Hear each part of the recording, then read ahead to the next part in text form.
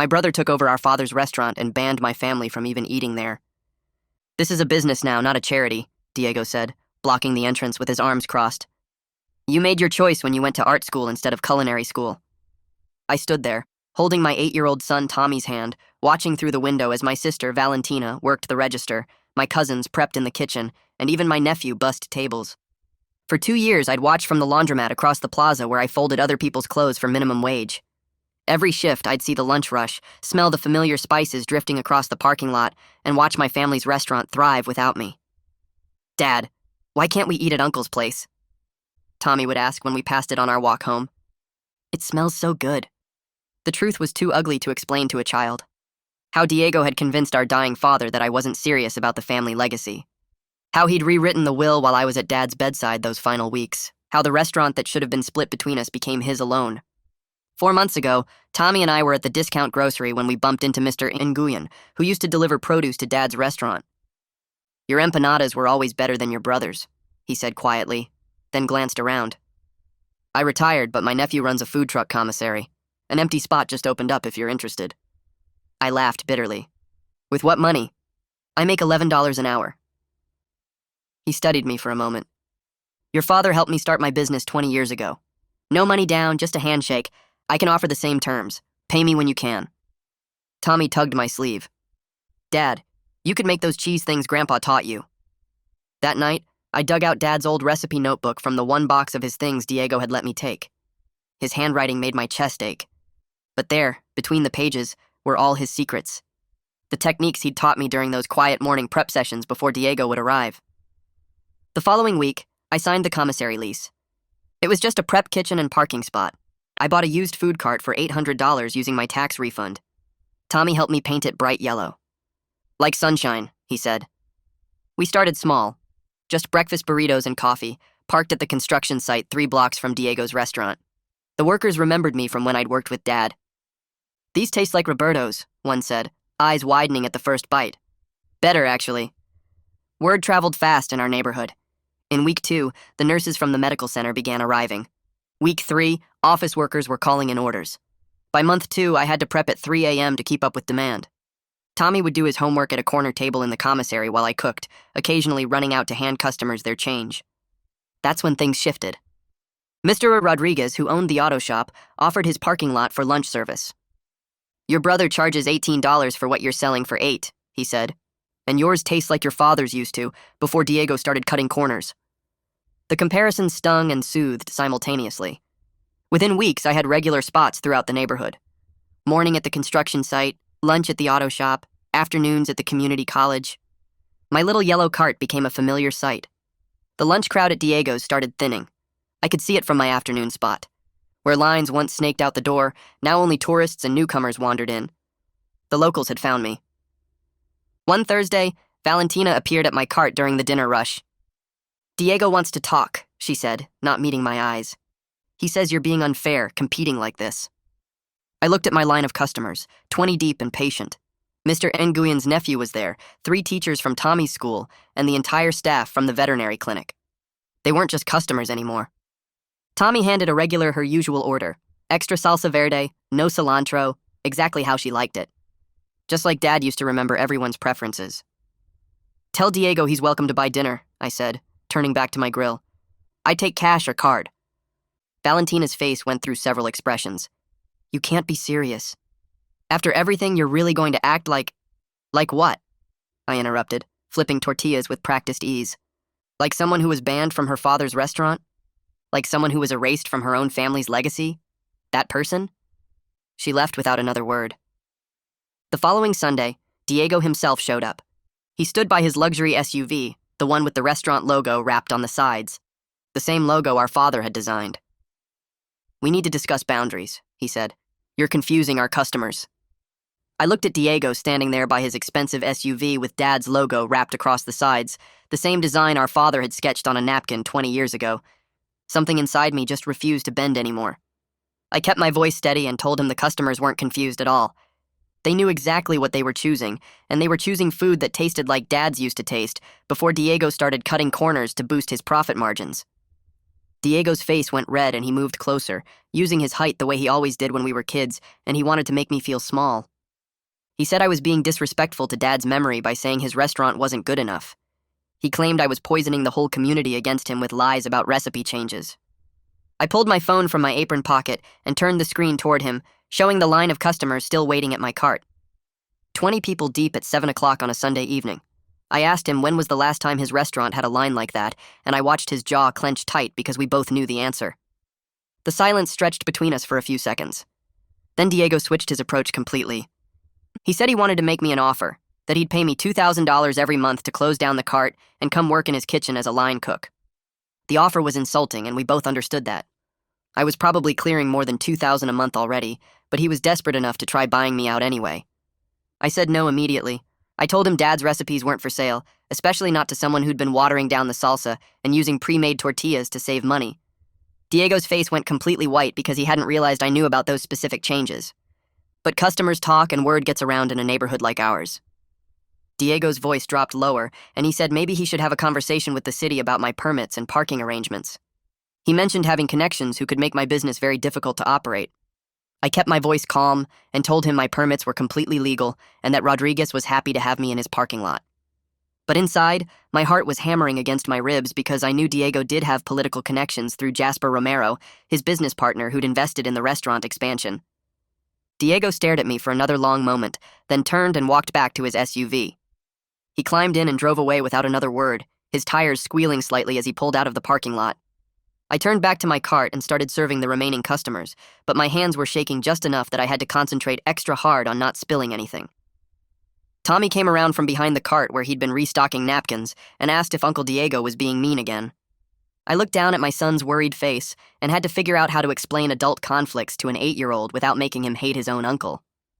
I told him that sometimes grown-ups disagree about business stuff and that Uncle Diego was just upset because he thought I was taking customers away from his restaurant. Tommy thought about that for a minute, then asked if we were taking customers away. I explained that people got to choose where they wanted to eat, and we weren't forcing anyone to come to our cart instead of the restaurant. That seemed to satisfy him, and he went back to helping bag orders. I finished serving the last few customers around 8:30, packed up the cart, and drove it back to the commissary. The whole drive home, I kept thinking about Diego's threat to contact the city.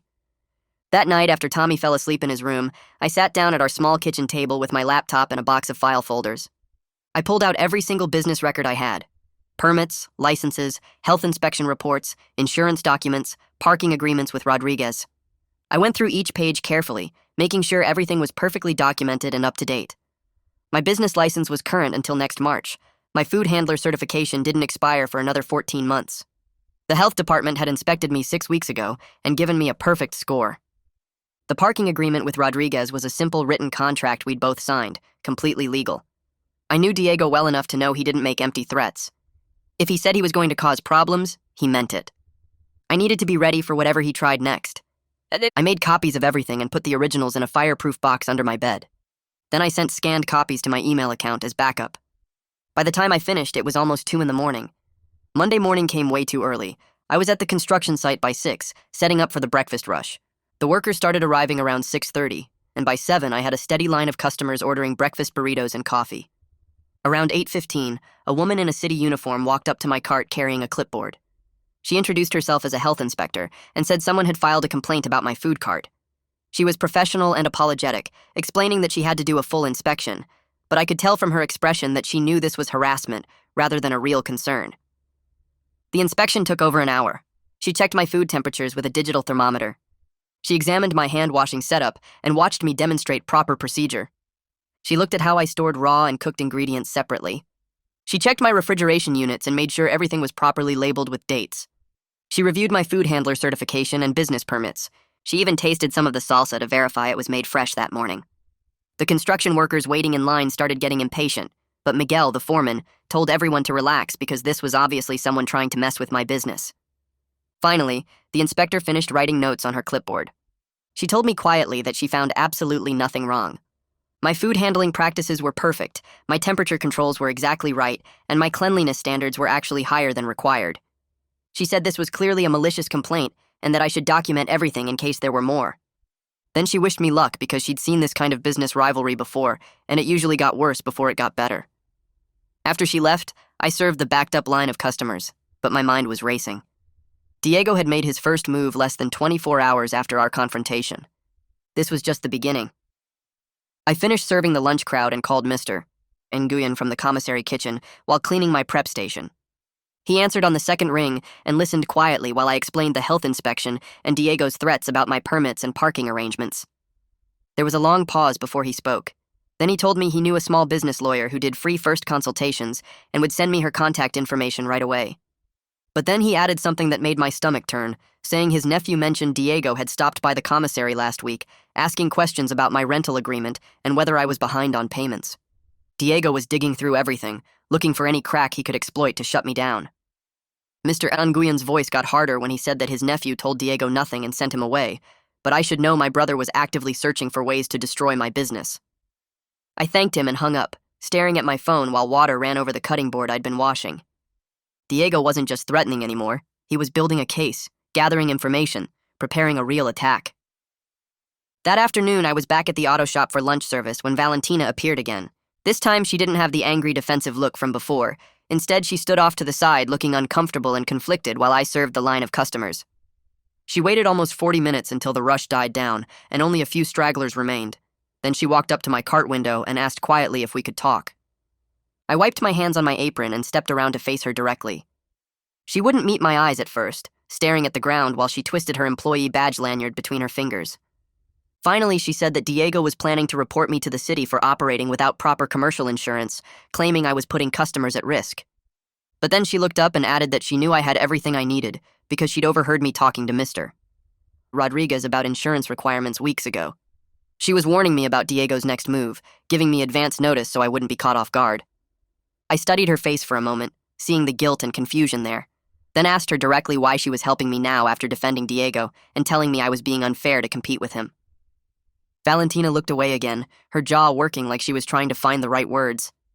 When she finally spoke, her voice was barely above a whisper, saying she'd been watching the restaurant's books as part of her manager duties and seeing things that didn't add up. Diego had been skimming money off the top for months, paying himself huge bonuses while keeping all the family workers at minimum wage and cutting corners on ingredients to inflate the profit margins. She said watching him take more and more while giving less and less was making her question everything she thought she knew about him and about what really happened with Dad's will. Her hands were shaking slightly as she talked, and I could tell this was costing her something to admit out loud. Then Valentina dropped the real bomb, leaning in closer and telling me that Jasper Romero, Diego's business partner who invested serious money into the restaurant, didn't know about any of the cost-cutting or the personal expenses Diego was charging to the business account. She'd seen Diego's personal car payments, his luxury watch purchase, even his vacation expenses all running through the restaurant's books disguised as business costs. Valentina thought if Jasper knew the truth about how Diego was running the business into the ground while getting rich off it, he might force major changes or even buy Diego out completely. She looked scared saying this, like she was betraying family by exposing Diego's fraud, but she also looked determined in a way I hadn't seen from her before. I asked if she was sure about what she was seeing, and she nodded, pulling out her phone to show me photos she'd taken of certain expense reports and invoices that clearly showed the discrepancies. 2 days later, I met with the lawyer Mr. Nguyen recommended at her office downtown. She was a sharp woman in her 50s who reviewed every single document I brought with careful attention, going through my permits, licenses, health inspection reports, insurance policies, and parking agreements line by line. After almost an hour, she looked up and told me bluntly that everything was completely legal and properly documented, better than most food cart operations she'd seen actually. But then she advised me to start keeping a detailed written log of every interaction with Diego, every threat, every attempt at harassment or interference. Because if this situation escalated, I might need to file for a restraining order or even pursue legal action for intentional interference with my business. She made me promise to document everything with dates, times, witnesses, and specific details, then gave me her card and said to call immediately if Diego did anything that felt threatening or dangerous. The consultation was free, but she made it clear she was available if I needed actual legal representation later. The next morning, I arrived at the construction site at my usual time around 6, but Diego's black SUV was already parked directly in my normal spot. He was sitting in the driver's seat with his arms crossed, staring straight ahead like he was on some kind of mission, clearly trying to block me from setting up for the breakfast rush. The construction workers were already arriving for their shifts, standing around in groups looking annoyed and checking their watches because they wanted their breakfast burritos and coffee before starting work. I could feel my anger rising, but I forced myself to stay calm, remembering what the lawyer said about documenting everything and not giving Diego ammunition to use against me. Instead of confronting him or making a scene, I simply drove my cart to an alternate spot about 20 feet away near the site office and started setting up my grill and prep station like nothing was wrong. The workers saw what I was doing and immediately started forming a line at my new location instead of leaving or complaining. Miguel, the foreman I'd gotten to know over the past months, walked over to Diego's SUV and rapped hard on the window with his knuckles. I couldn't hear exactly what he said, but I saw him pointing at Diego's vehicle and then at a marked area behind it, gesturing firmly. Diego's face went red and he started arguing, but Miguel just kept pointing and shaking his head. Finally, Miguel pulled out his phone like he was going to call someone, and Diego started his engine and peeled out of the parking lot with his tires squealing slightly.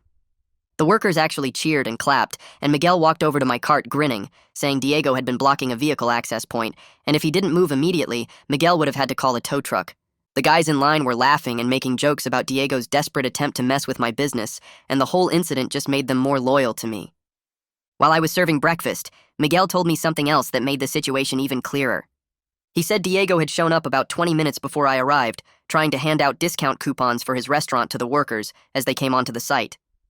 But nobody took them, Miguel said, because the guys all preferred my food and didn't trust Diego after seeing how he'd treated me and tried to block my cart. Miguel's voice got more serious when he added that Diego had looked desperate and angry, almost manic in the way he was pushing the coupons at people and insisting his restaurant was better. That worried me because desperate people do unpredictable things, and I had no idea what Diego might try next if his obvious tactics kept failing. I thanked Miguel for the information and for getting Diego to move, then focused on cooking and serving. But my mind kept spinning through possible scenarios of what my brother might do when he realized intimidation and blocking tactics weren't working. That evening, I picked up Tommy from the school and found him waiting by the front office with his backpack and a plastic container in his hands. He climbed into the car and immediately told me that Aunt Valentina had come by during lunch to drop off food for him, homemade empanadas that she said were made using Grandpa's recipe. Tommy's voice got quieter as he said that Valentina seemed really sad and told him she was sorry for everything, that she wished things were different with the family. My heart broke hearing this because I knew exactly what Valentina was going through, caught between Diego's manipulation and lies and her own conscience telling her that what happened to me wasn't right. Tommy asked if Aunt Valentina was okay and if we were going to be a family again someday. And I had to swallow hard before answering that I hoped so, but it was complicated, and adults sometimes made mistakes that took a long time to fix. That night after Tommy went to bed, I sat at the kitchen table staring at my phone and thinking about what Valentina had told me about Jasper not knowing the truth. I pulled up the restaurant's number and called before I could talk myself out of it, my heart pounding while it rang. A woman answered, her voice professional and warm, and I asked to speak with Jasper Romero about a business matter. She identified herself as Magnolia, Jasper's wife, and explained that Jasper was traveling for work, but she handled all the restaurant's financial oversight and would be happy to meet with me about whatever I needed to discuss. I hesitated for just a second, then told her I had information about the restaurant's operations that she and Jasper needed to know, information about how Diego was really running the business. There was a pause on the line. Then Magnolia's voice got very focused and serious, asking if I could meet her tomorrow afternoon at a coffee shop near the restaurant to discuss this privately. The next afternoon, I arrived at the coffee shop 15 minutes early and sat at a corner table with Dad's recipe notebook and a folder of printed comparisons I'd put together the night before. My hands felt shaky as I spread the papers out, checking them for the third time to make sure everything was clear and organized. Magnolia walked in exactly on time, a tall woman in her 40s wearing business clothes and carrying a leather briefcase that looked expensive. She spotted me immediately and came over, her handshake firm and professional. I started talking maybe too fast, explaining how Diego had switched from fresh tomatoes to canned for the salsa, how he'd started using pre-shredded cheese instead of buying blocks, and grating it daily like Dad always did, how the tortillas came frozen now instead of being made fresh each morning. I showed her Dad's original recipes written in his careful handwriting next to photos I'd taken of the current menu prices, which had gone up by 30% in 2 years, while the portions got smaller and the quality dropped. Magnolia pulled out a notebook and started writing, asking specific questions about suppliers and ingredient costs and preparation times. She wanted to know exactly when each change happened and whether Diego had discussed any of them with the kitchen staff or just implemented them without input. I told her everything I knew from talking to customers and the few family members who still spoke to me quietly, including how Diego had fired 2 longtime cooks who complained about the recipe changes. She stopped writing and looked up at that, her expression getting more serious.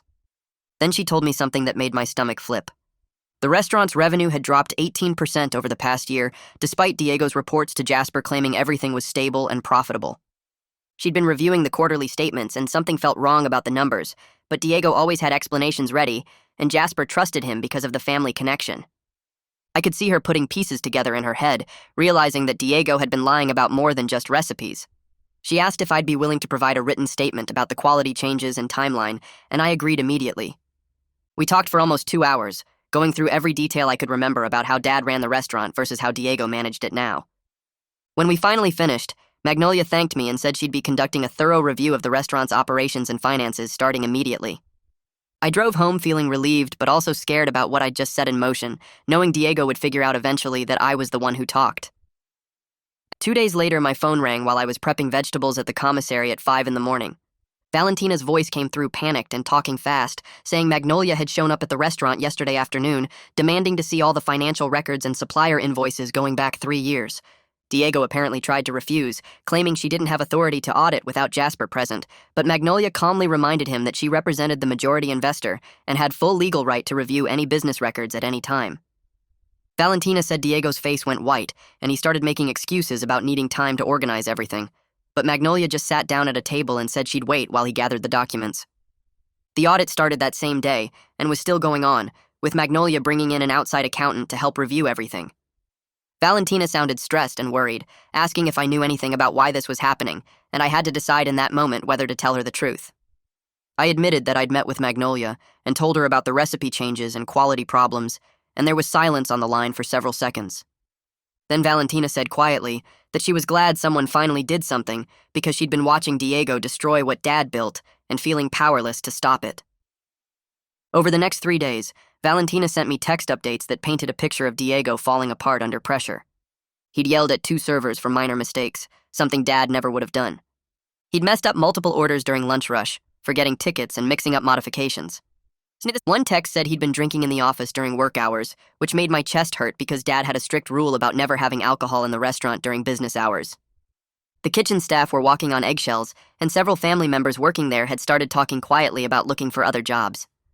Valentina said the whole atmosphere had changed from tense but functional to actively toxic, and she was worried about what would happen when the audit finished. On the 3rd day of the audit, Magnolia called me directly.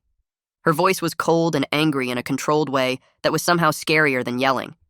She said the audit revealed that Diego had been systematically overcharging the business for supplies by using a vendor he partially owned through a shell company.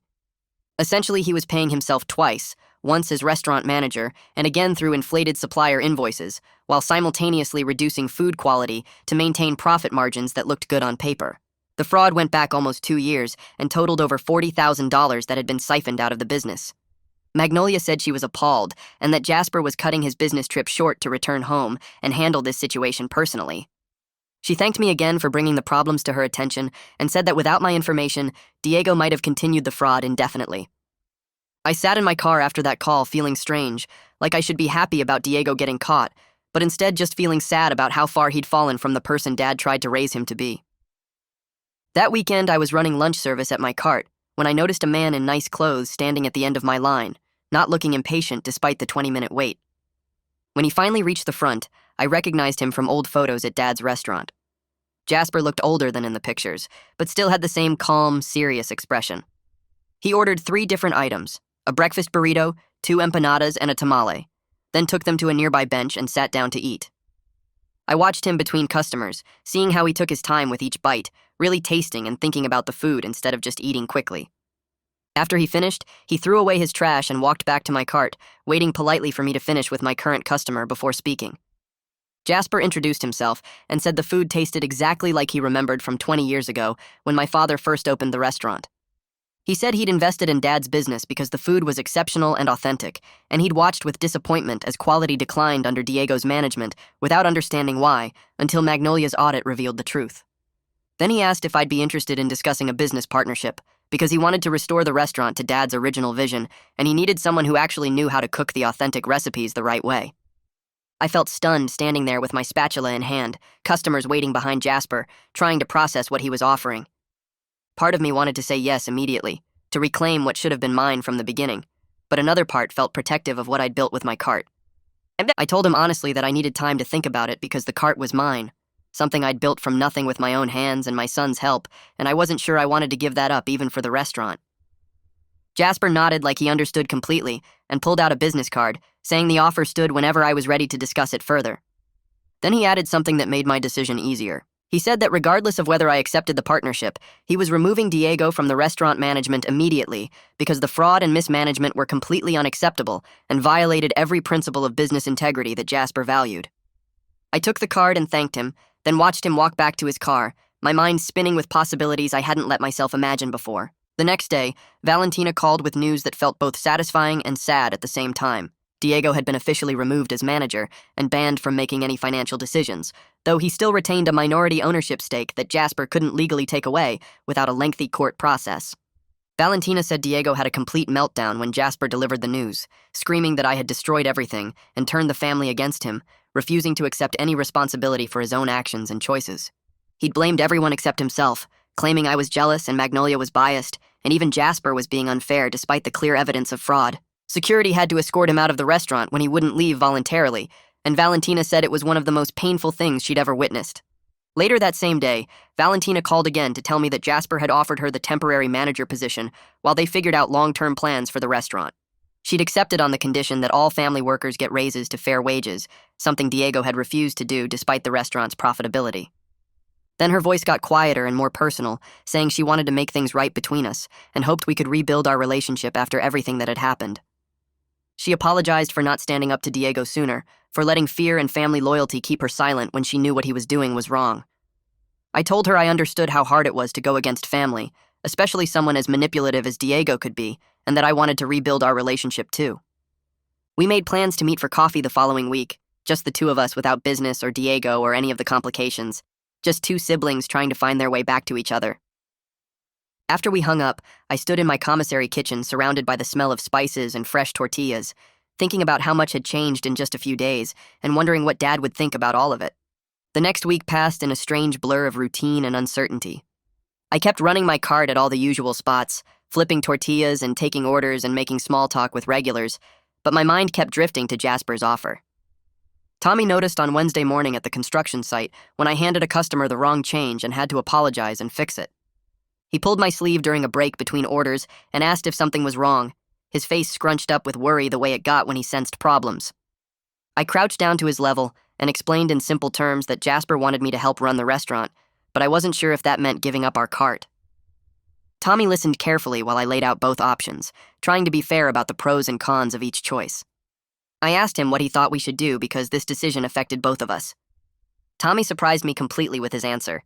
He said he liked our cart because it was just us and we got to talk to customers and be outside, and he worried that working in a restaurant would mean I'd be inside all day and he wouldn't see me as much. His words hit me hard because I'd been so focused on the money and the prestige of partnering with Jasper that I hadn't thought about what mattered most. Our cart wasn't just a business, it was our time together, our connection to Dad's memory, our independence. That night after Tommy fell asleep, I sat at the kitchen table and figured out a different approach. I called Jasper the next morning and proposed an arrangement where I'd provide consulting on recipes and techniques to restore the restaurant's quality, but keep running my cart independently. I explained that the restaurant and cart could coexist by serving slightly different menus and price points, appealing to different customer needs instead of competing directly. Jasper got quiet for a moment, and I worried I'd insulted him by rejecting his partnership offer. Then he started talking fast and excited, saying he loved the idea and had been thinking along similar lines himself. He proposed that the restaurant focus on sit-down dinner service with the full traditional menu, while my cart continued serving quick and affordable breakfast and lunch to working people. He offered me a consulting fee that was generous but not so much that it would make me give up my independence or feel obligated beyond the specific training work. We spent an hour on the phone working out the details, and by the end I felt like we'd created something that honored both Dad's legacy and my own path forward. The lawyer reviewed the contract the following week and approved it with a few small changes. The arrangement was simple and clear. I'd spend 2 mornings a week at the restaurant training the kitchen staff on Dad's original recipes and techniques while maintaining my cart operation the rest of the time. I signed the papers in the lawyer's office with Tommy sitting beside me doing his math homework. The first training session at the restaurant was scheduled for the next Tuesday morning. I drove there early with my stomach tight and my hands gripping the steering wheel too hard. Walking through the back door into Dad's kitchen for the first time in over 2 years made my chest hurt in a way I wasn't prepared for. Everything looked the same but different. Familiar equipment in familiar places, but rearranged slightly. Updated but still recognizable as the space where Dad had taught me everything. Valentina was waiting there, and when she saw me, she started crying before either of us said anything. We hugged for a long time in the middle of the kitchen, both of us shaking a little, and she whispered that she was sorry for not standing up to Diego sooner. I told her I understood, and that we were here now, and that's what mattered. The kitchen staff arrived at 6 and gathered around the prep station, where I'd laid out ingredients for Dad's salsa recipe. They were eager to learn, asking questions before I even started, and several of them admitted they'd been frustrated that Diego forced them to use shortcuts and inferior ingredients. I walked them through Dad's technique for roasting the tomatoes and peppers, explaining how the char added depth that you couldn't get from canned ingredients. When they tasted the difference between Diego's version and Dad's original recipe, their faces changed, eyes widening with the kind of recognition that comes from finally understanding something you'd been missing. One of the cooks, an older guy who'd been there since before Dad died, actually teared up and said it tasted like the old days. We spent 3 hours that morning going through techniques, and I left feeling like maybe this arrangement would work after all. For 2 weeks, everything ran smoothly. I did my training sessions at the restaurant and ran my cart, and Tommy helped out after school, and customers kept coming back. Then Diego showed up drunk at my cart one Thursday evening during the dinner rush. I was serving a line of about 15 people when I heard his voice cutting through the normal noise, loud and slurred and angry. He pushed past customers and started yelling that I'd stolen his restaurant and turned everyone against him, that I was a snake who'd manipulated Jasper and poisoned Valentina's mind. Mr. Rodriguez stepped forward and told Diego to leave, but Diego just got louder, knocking over the condiment station and causing customers to back away nervously. I stayed behind my cart and kept my voice calm, telling Diego he needed to go home and sleep it off. He called me names I won't repeat and lunged toward the cart before Mr. Rodriguez and 2 other customers grabbed his arms. Rodriguez pulled out his phone and called the police while Diego struggled and shouted. The cops arrived within minutes and escorted Diego away, while my remaining customers watched with uncomfortable expressions. I apologized to everyone and offered free meals, but most people just wanted to leave. After I closed up early and drove home, Valentina called with her voice tight and upset. She apologized for Diego's behavior and explained that he'd been spiraling since losing control of the restaurant, drinking heavily and refusing to accept responsibility for anything. She said the family had arranged for him to enter a treatment program for his drinking, and they were trying to get him help. She wanted me to know in case he tried to harass me again, and she sounded scared in a way that made me realize how bad things had gotten.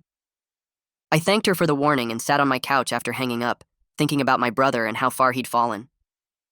The next morning, I met with the lawyer and filed for a restraining order, bringing documentation of Diego's harassment, including the parking lot blocking incident and the drunken scene at my cart with statements from Mr. Rodriguez and other witnesses. The lawyer said I had a strong case, and the judge would likely grant at least a temporary order. 3 days later, I stood in a courthouse waiting room holding the paperwork while a clerk called names from a list. When my turn came, the judge reviewed the evidence and asked a few questions about the incidents and my safety concerns. She granted a temporary restraining order that prohibited Diego from coming within 100 yards of my business locations or contacting me directly. The order would last for 6 months with a hearing scheduled to determine if it should become permanent.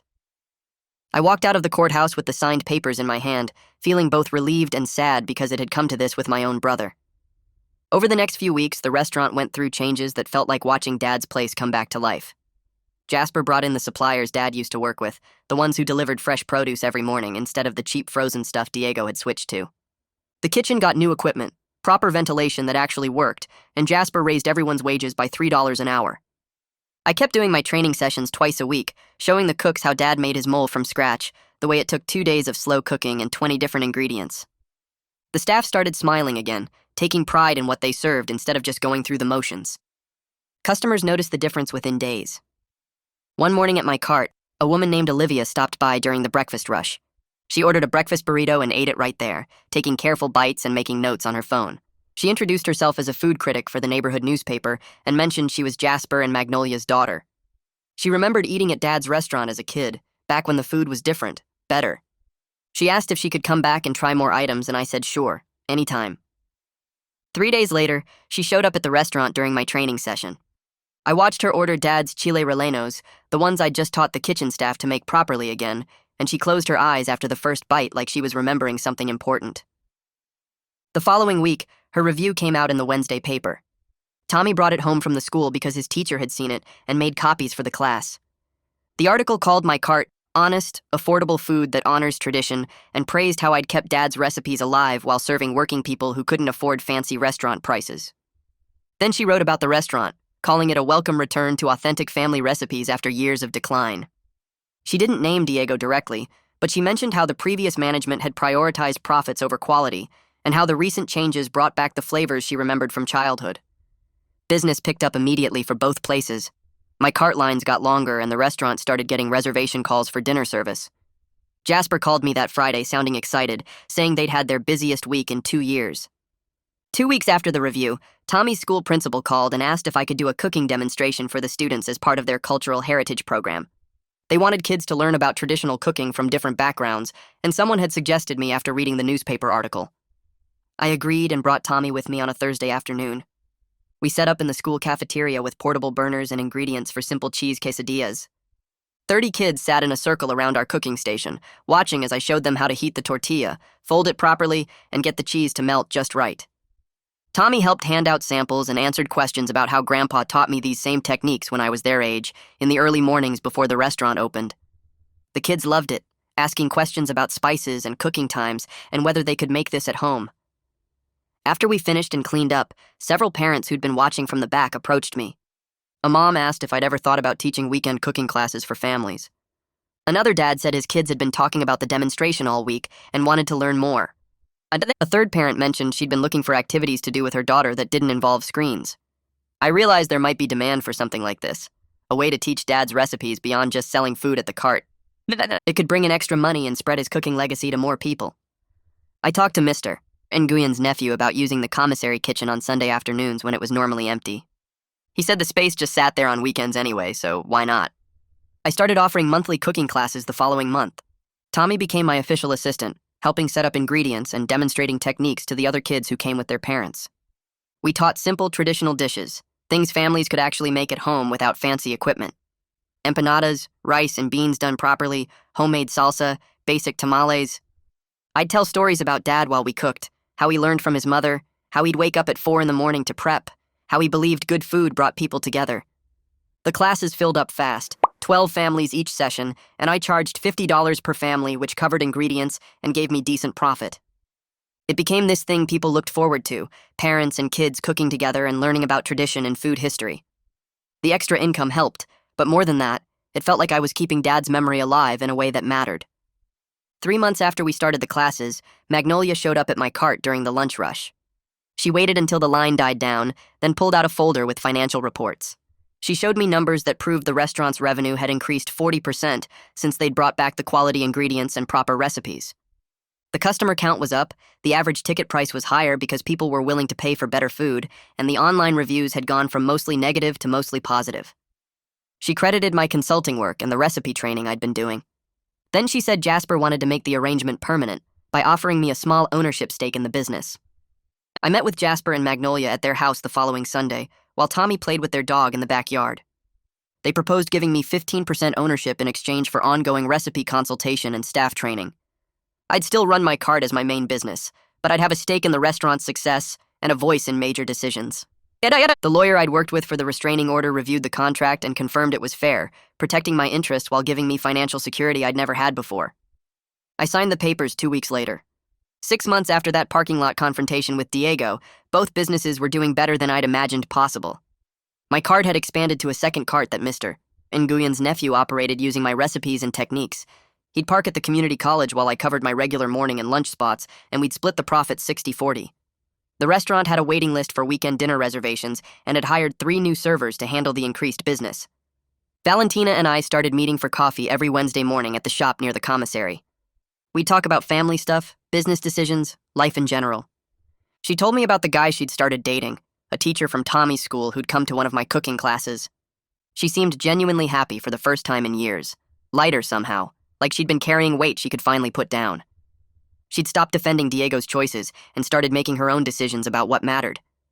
We didn't talk about Diego much, but when we did, it was without the anger that used to fill every conversation. Some wounds take time to heal, and some relationships never go back to what they were. But sitting there with my sister drinking coffee and laughing about normal things felt like its own kind of success.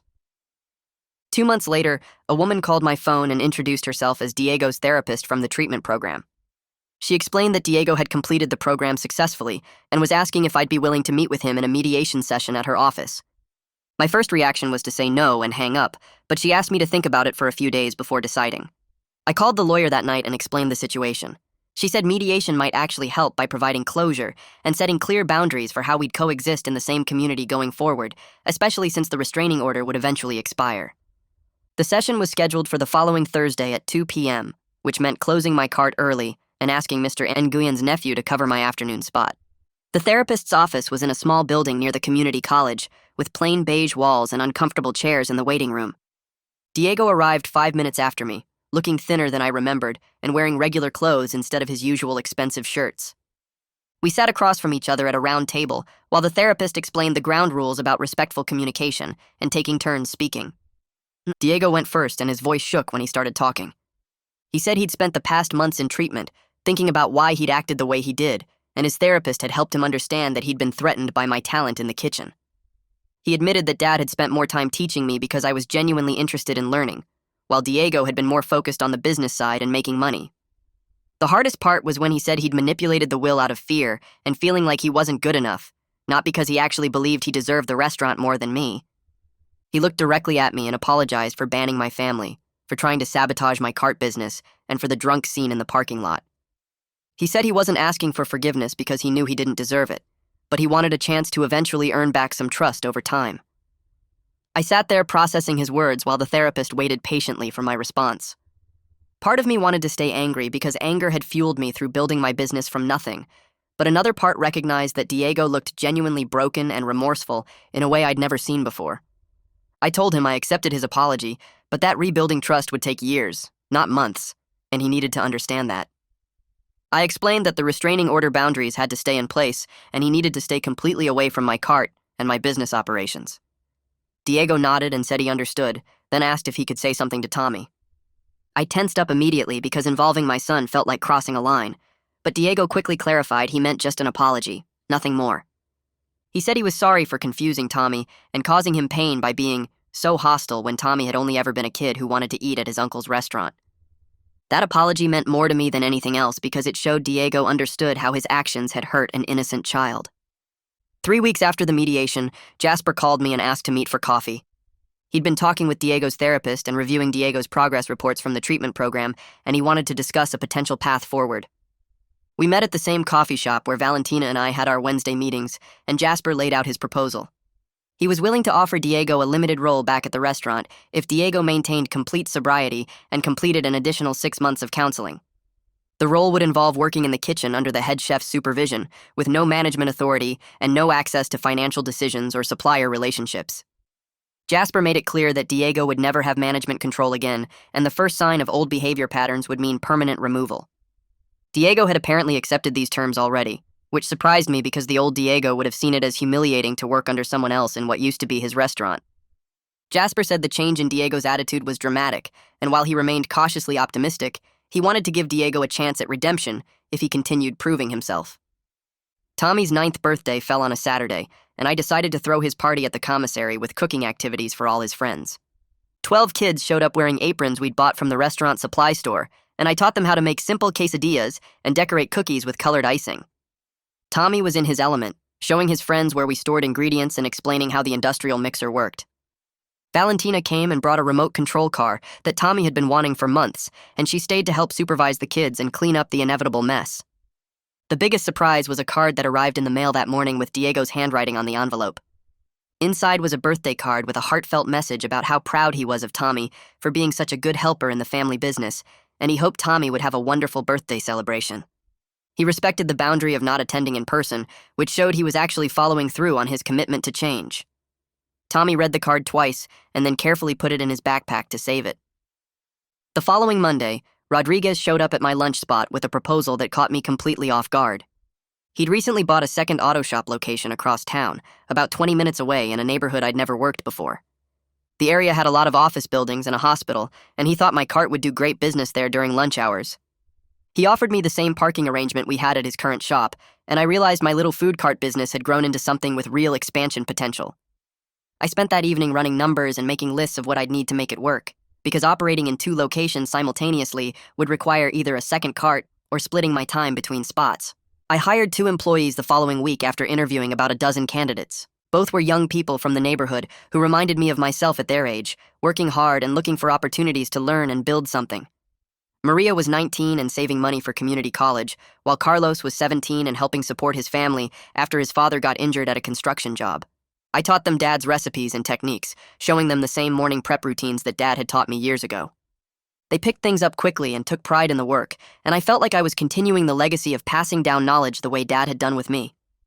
Within 2 weeks, Maria was running the new location at Rodriguez's second shop, while I handled the original spots, and Carlos worked both locations depending on where we needed extra help.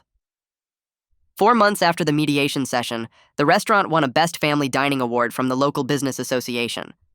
Jasper called to tell me the news and insisted I attend the ceremony as a partner, since my consulting work and recipe training had been crucial to the restaurant's turnaround. The ceremony was at a hotel ballroom downtown, with about 200 people from various local businesses. I stood on stage accepting the award alongside Valentina and Jasper, holding the heavy glass trophy while cameras flashed and people applauded. Standing there, I felt Dad's presence strongly, like he was watching and nodding his approval at how we'd restored his vision after everything that had gone wrong. Valentina squeezed my hand during the speech Jasper gave about family legacy and authentic cooking, and I had to blink back tears. That night after the ceremony, Tommy and I were sitting at our kitchen table eating leftover birthday cake when he looked up at me with serious eyes. He said he wanted to be a chef like me and Grandpa when he grew up, and he wanted to learn everything about cooking that I could teach him. We pulled out Dad's old recipe notebook together, the one with his handwriting that still made my chest tight every time I saw it. I started teaching Tommy some of the more advanced techniques, showing him how to properly dice an onion and explaining why Dad always insisted on toasting spices before grinding them. Tommy absorbed everything like a sponge, asking questions and taking notes in his own little notebook. Watching him develop the same passion for cooking that Dad had instilled in me felt like the best kind of full circle. 2 weeks later, a man in a suit showed up at my cart during the lunch rush and waited patiently in line. When he reached the front, he introduced himself as a food distributor who worked with local grocery stores throughout the region. He'd been eating at both my cart and the restaurant for months, and he wanted to talk about bottling and selling my salsa commercially. The demand was clearly there, he explained, showing me sales projections and distribution networks on his tablet. It was a huge opportunity that could provide stable income beyond the daily grind of cart operations, and it would spread Dad's recipes even further throughout the community and beyond. We exchanged contact information and scheduled a meeting to discuss details, licensing agreements, and production requirements. Driving home that evening, I thought about how far Tommy and I had come from those days at the laundromat, watching Dad's restaurant through the window and feeling completely shut out from our own family legacy. The salsa distributor and I met 3 times over the following 2 weeks to work out the details of the licensing agreement. I insisted on keeping full control over the recipe and production quality, which meant I had approval rights over every ingredient and could pull the license if standards dropped. He agreed to a royalty structure that gave me 15% of wholesale revenue, and we signed the contract on a Tuesday morning at the commissary, with Tommy watching and asking questions about what everything meant. The first production run happened at a local facility that specialized in small batch sauces, and I spent an entire day there supervising to make sure they followed Dad's recipe exactly, toasting the chilies properly and using fresh garlic instead of powder, like so many commercial operations did. 2 weeks after the jars hit shelves at 6 neighborhood grocery stores, every single one had sold out. The store manager started calling the distributor asking for more, and suddenly Dad's salsa was shipped to 12 stores, then 20, then stores across 3 zip codes. Walking through the grocery store with Tommy and seeing those jars with Dad's recipe inside, knowing that hundreds of families were tasting his food in their own kitchens, made something tight in my chest finally loosen a little bit. Valentina called me one evening about a month later, her voice different from I'd heard it in years. Jasper had promoted her to general manager with full authority over all restaurant operations, including hiring, firing, scheduling, and menu decisions. Her salary nearly doubled, and she finally had the power to fix all the problems Diego had created. She'd given raises to every staff member, implemented fair scheduling so people could actually plan their lives, and started weekly meetings where everyone could suggest improvements without fear of being yelled at. The kitchen staff told her they actually enjoyed coming to work now, which hadn't been true in years under Diego's management. She met me for coffee on Sunday morning and told me something I hadn't expected. She said that saving the restaurant had also saved her, giving her confidence and purpose that she'd lost somewhere along the way while working under Diego's constant criticism and control. Watching her sit across from me with straight shoulders and clear eyes, talking about her plans for expanding the catering menu and training new cooks, I realized my sister had been buried under Diego's management, just like Dad's recipes had been. 1 year after Diego confronted me in that parking lot, I arrived at my lunch spot to prep for the rush and found a line of customers that already stretched around the block. Miguel from the construction crew stood first in line like always, grinning and holding up his phone to show me he'd been there since 11:15, even though I didn't start serving until 11:30. Rodriguez was there with his entire shop crew, still in their work uniforms with grease on their hands. The teachers from Tommy's school had walked over together on their lunch break. The nurses from the medical center, the office workers who'd been coming since week 3, Mrs. and King from the dry cleaners, the veterinary clinic staff. Dozens of regulars who knew their orders by heart and asked about Tommy's grades and told me about their own families. They weren't just customers anymore. They were neighbors, friends, people who'd watched me build something real from nothing and had chosen to be part of it. Tommy handed out orders with perfect accuracy, calling people by name and remembering their preferences without checking notes. Extra salsa verde for Miguel, no onions for Mrs. King, double cheese for the teacher who always came last because her classroom was furthest from the parking lot. He moved between the cart and the customers with the same easy confidence Dad used to have, making people smile and feel seen. I cooked Dad's recipes with the same care and love he'd taught me during those quiet morning prep sessions, using his techniques for toasting spices and his trick for getting the perfect texture on rice. I was feeding my community honest food at fair prices, building a legacy that honored Dad's memory while creating my own path forward. Life wasn't perfect. Diego and I would probably never be truly close again, and some family relationships had changed in ways that couldn't be undone. But standing at my bright yellow cart with Tommy beside me and a line of people waiting for food made with love, I'd built something real and good with my son, and that was more than enough.